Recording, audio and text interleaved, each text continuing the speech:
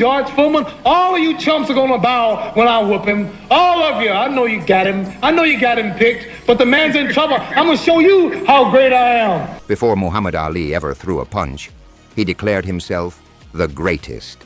Reporters laughed. Opponents sneered. To the world it sounded like delusion. But to Ali, it was more than talk.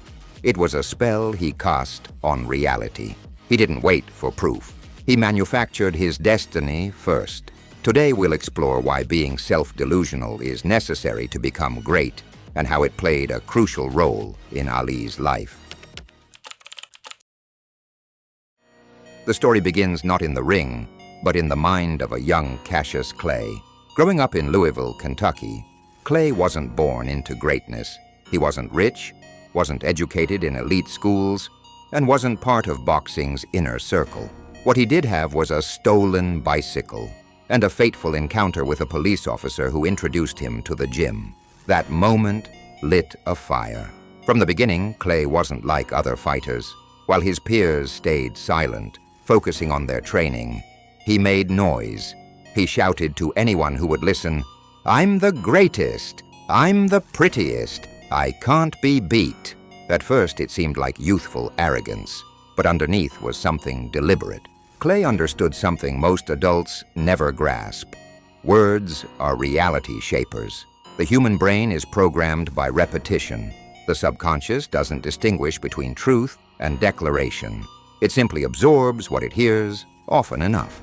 By saying he was the greatest over and over, Clay wasn't just annoying reporters. He was conditioning himself. He was building a mental fortress where self-doubt could never sneak in. Think about it. Most fighters step into the ring, wondering, am I ready?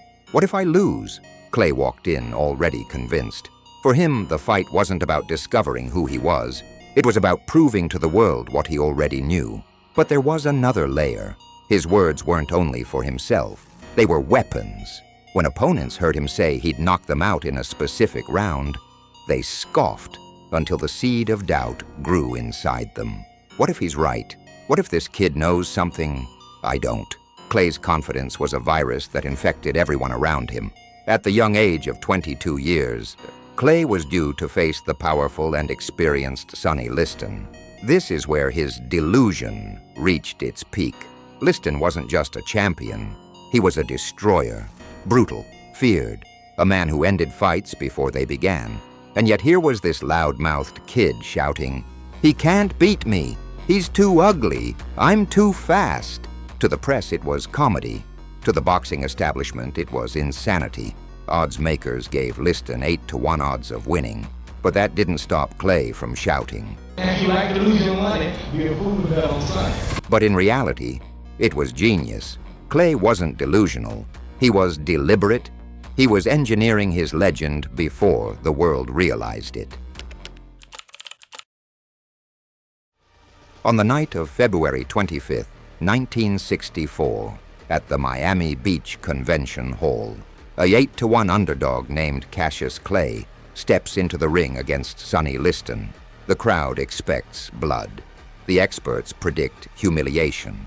But from the opening bell, something extraordinary happens. Clay doesn't just fight. He dances. His feet glide, his fists snap like lightning, and his voice never stops taunting. "You big ugly bear," he shouts as Liston swings and misses. "You ain't got nothing." Liston looks slow, tired, confused.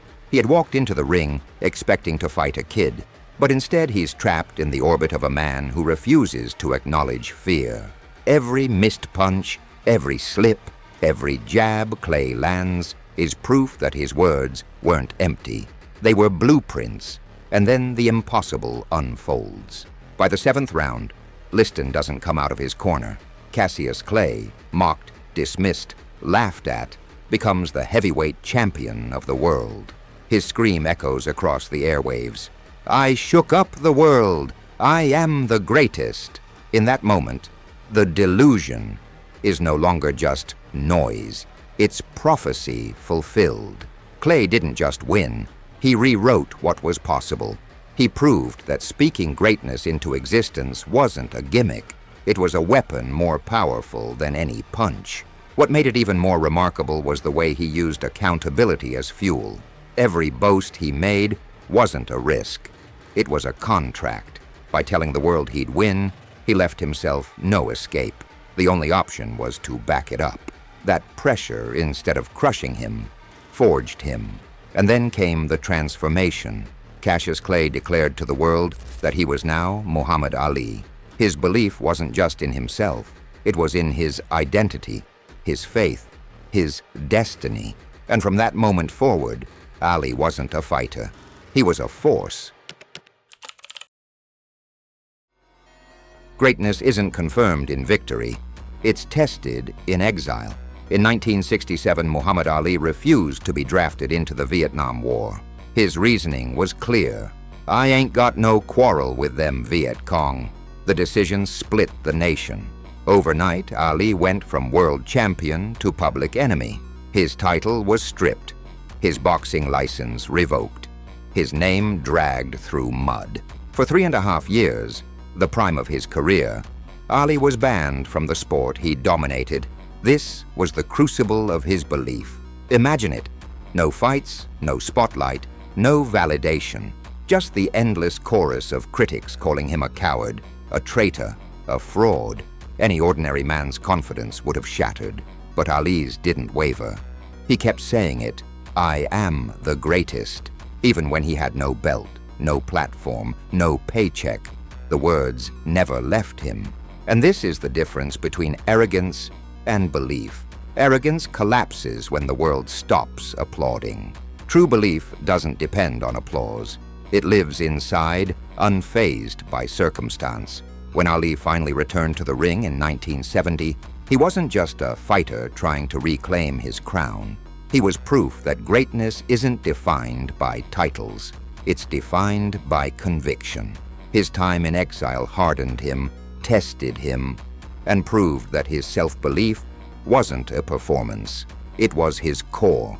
Every opponent who faced him after that exile wasn't just fighting a boxer. They were fighting a man who had stared down the world, lost everything, and still believed. That kind of conviction can't be broken. Here's the truth. Muhammad Ali wasn't the only one who used this delusional belief. History is full of people who bent reality with conviction. Steve Jobs had what colleagues called a reality distortion field. He could look at an impossible idea, like a computer in every home, and declare it inevitable until his team made it real. Then there's Conor McGregor, who not only made it into the UFC with less than 1% odds, but he would also predict not only his victories, but the exact rounds they'd happen in. At first, it sounded like madness. Then, fight after fight, his words became fact. And how can we not mention Adam Sandler, who was told he wasn't funny and was rejected by many executives and critics? But he believed in his voice so relentlessly that eventually the world caught up. Today, he's one of the most successful entertainers alive. Even LeBron James admitted he believes he's the greatest basketball player ever. That belief isn't arrogance. It's fuel. It's the mindset that separates good from immortal. The architecture of this belief is simple, but devastatingly effective.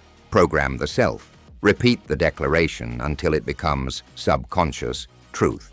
Ali said he was the greatest so often that doubt never had room to grow. Intimidate the opposition. Conviction is contagious. Ali's certainty made opponents second-guess themselves before the first punch was thrown. Create accountability. By declaring victory publicly, Ali trapped himself in a corner where the only way out was through performance.